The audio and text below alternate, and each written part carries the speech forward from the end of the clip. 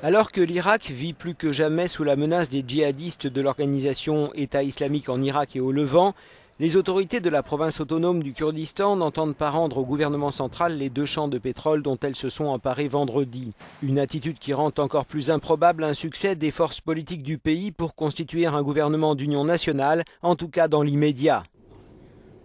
Le Premier ministre Nouri al-Maliki a de manière unilatérale et en toute illégalité réduit le budget alloué au Kurdistan et il a cessé de payer les salaires des fonctionnaires, explique le ministre des Affaires étrangères du gouvernement régional du Kurdistan. Nous sommes donc contraints d'assurer nous-mêmes les services publics et de payer les salaires. Aussi, nous allons continuer à occuper les champs de pétrole jusqu'à ce que nos revendications soient satisfaites. Les Kurdes considèrent en effet que les zones de Kirkouk et Baye Hassan, où sont situés ces 2 champs de pétrole, relèvent de leur territoire. L'enjeu économique est majeur. La région est riche, très riche en hydrocarbures. Autant dire que si sur le terrain, on peut voir les Peshmerga, autrement dit les soldats du Kurdistan irakien, combattre aux côtés de l'armée centrale, les insurgés de l'État islamique en Irak et au Levant, au niveau politique, l'union est loin d'être d'actualité.